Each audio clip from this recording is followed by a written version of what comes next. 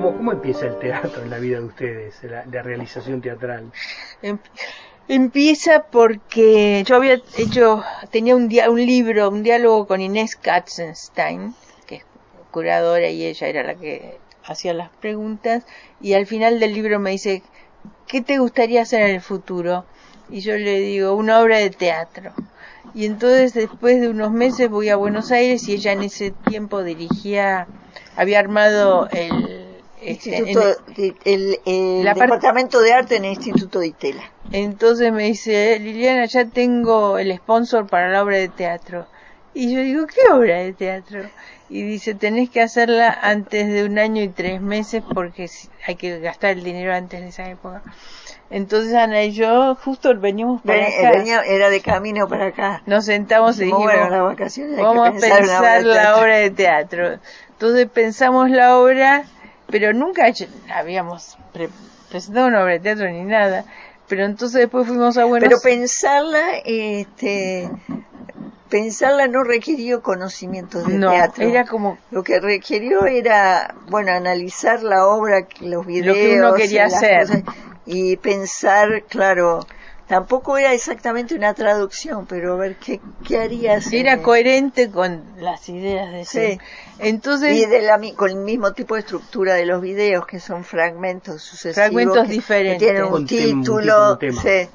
Y así fue la obra. Entonces fuimos a Buenos Aires y ella nos puso una productora que nos conseguía los actores, el teatro, porque hubo que buscar el teatro. Sí, hubo que hacer casting, la iluminación, después la música, o sea, todo fue un aprendizaje así muy rápido, porque lo que pasa es que cuando uno sabe lo que quiere es más fácil aprender, porque lo que aprende es técnica, no es concepto, ¿no?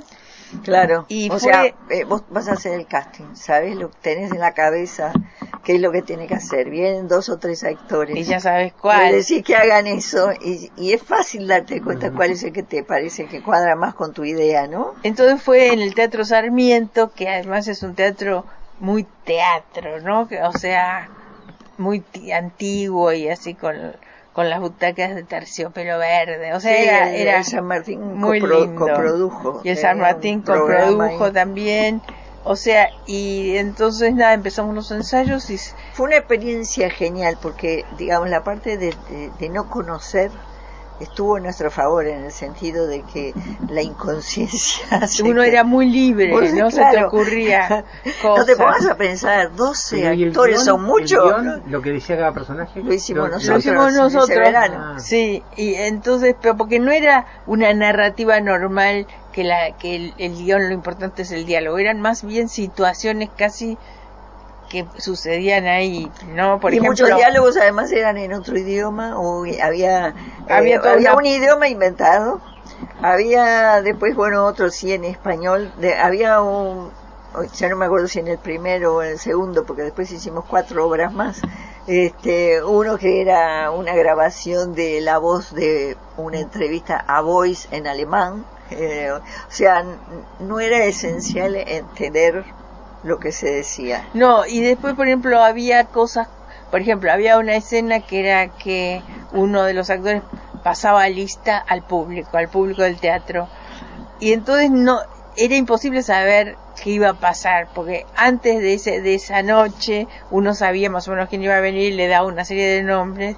y era muy divertido, la verdad.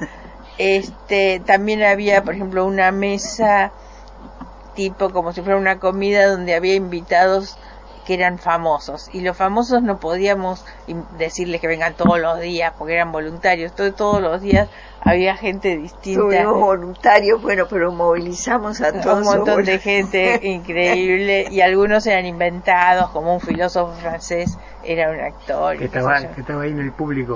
Sí, estaba entre el público de la cena, había gente que vino que eran de verdad ellos, desde Marilu Marini a Marta Minujín, ¿Quiénes otras? Bueno, Luisa Culió, que la tuvimos de celebridad todas las noches. Sí. Ellos eran de verdad ellos.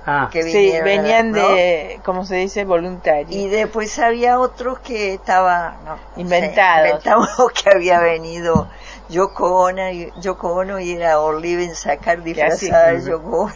Y después estaba ese otro, el actor norteamericano, Dustin Hoffman. Teníamos unos gemelos que han trabajado con nosotros en todas las obras. Que son pero gemelos. Porque precisábamos los gemelos para la obra inicial. Y después ya ellos hicieron su parte y de repente cuando estábamos con este asunto a ver qué hacemos, todas las noches teníamos que tener esa mesa con 4 o 5 celebridades.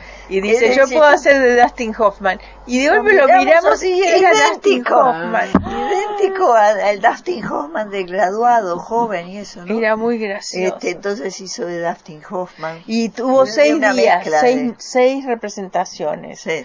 La primera decíamos, está todo bien, invitamos a todo el mundo, pero ¿y las otras quién va a venir? Se llenó, estaba el segundo día, se había vendido todas las funciones. Nosotros estábamos en el cuarto cielo. Fue una experiencia de una felicidad, ¿no? Sí, impresionante. Muy maravilloso, fue muy lindo hacer eso. Muy lindo. De esas cosas que trabajábamos cuando estábamos ensayando y de repente a las 2 de la mañana uno decía, yo quiero que sea mañana porque quiero seguir trabajando, ya no quiero gastar tiempo en dormir. Sí. De la excitación que la adrenalina, eso, ¿no? Y el grupo que armamos hasta el día de hoy, hicimos también al final una obra en Nueva York y los llevamos. Vinieron los actores en The Kitchen, que es un lugar así muy, como decían antes, de vanguardia. También fue otra acción inconsciente. No es porque seguían siendo el texto en español. Había un texto, un monólogo que era en inglés y para ese conseguimos un americano. Los otros 6 actores eran situaciones, argentinos. Sí, no eran. Y no pero era un lío llevar a esos argentinos, nos dimos cuenta después que ya nos habíamos metido en el baile que había que hacerle había un museo visas de trabajo, ¿no? Pero visas de trabajo para poderle pagar. Bueno, pero la se consiguió todo. Mucho más de lo que le tenían que pagar todavía, ¿no? Pero se hizo todo, pero sí. Quedó genial, y todo el mundo felices. Sí. Fue muy lindo. ¿Cuántas hicieron de esas obras? 5, ¿no? Hicimos la del teatro San Martín, después Sarmiento, después una en el Museo de Arte Moderno, después otra en el Parque de la Memoria que montamos toda una carpa especialmente para hacer la obra y después hicimos la de Nueva York en The Kitchen. Sí. ¿Hasta qué año fue eso? La última fue en el 2018. ¿Van a repetirlo? Sí, bueno, ya viste que descubriste una carpeta ahí que dice teatro, que dice que tenemos algo para pensar. Sí, porque yo dije, ahora que estamos acá, ¿por qué no pensamos otra obra? ¿No? Cuando nos venimos de vacaciones hacemos una lista que incluye, bueno, esto, o a veces durante el año, ¿no? Habría que hacer tal cosa, bueno, pero esto lo pensamos en las vacaciones, entonces tenemos una lista de cosas que hay que pensar. Ustedes viven en un lugar bastante bucólico, ¿no? Sí, total. Sí. Bucólico. Vivimos en un pueblo muy lindo que se llama Rhinebeck, que queda 5 minutos del Hudson River, pero 2 horas para arriba de Manhattan. Es un pueblo lindo. Chico, muy lindo, y tenemos una casa linda con un granero atrás, que es el taller. Muy grande, que lo renovamos, lo rehicimos adentro para adecuarlo para taller. Entonces ya no hacen más, ¿no? No, ya no. Porque bueno, hicimos durante muchos años y al mismo tiempo queríamos dedicarnos al arte. Sí. O sea que apenas nos pudimos retirar, nos retiramos las dos. Buenísimo. Chicas, gracias. Somos libres. Por favor, gracias a ti.